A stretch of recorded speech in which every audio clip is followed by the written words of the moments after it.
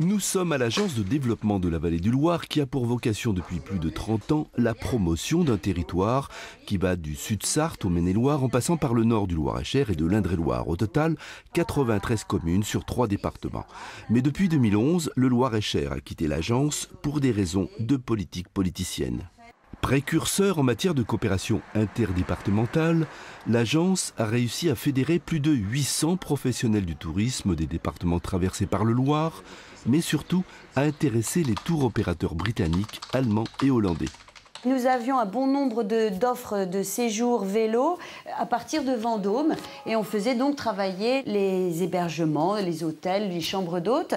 Et du coup, c'est un manque à gagner pour leur territoire et pour nous aussi vis-à-vis de nos tours opérateurs qui n'ont plus cette possibilité d'avoir une offre agrandie. Insensible aux frontières administratives et aux querelles politiciennes stériles, une trentaine de prestataires du Loir-et-Cher continuent de travailler avec l'agence de la vallée du Loir, comme cette Parisienne qui a créé un gîte prestigieux sur le Loir.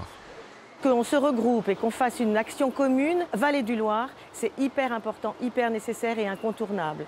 Et moi je dirais que c'est pas qu'est-ce que j'attends de cette structure, c'est qu'est-ce que je donne à cette structure de façon à ce que ça alimente ce groupe et que après on y retrouve tous quelque chose. Mais il faut donner pour recevoir. Les vignerons aussi ont fait fi des frontières artificielles qui segmentent la vallée du Loir. Ceux de la Sarthe et du Loir-et-Cher se sont par exemple regroupés autour d'un cépage traditionnel, le Pinot d'Aunis. Ils développent ainsi l'œnotourisme entre les coteaux du Loir et ceux du Vendômois grâce au label Vignoble et Découverte.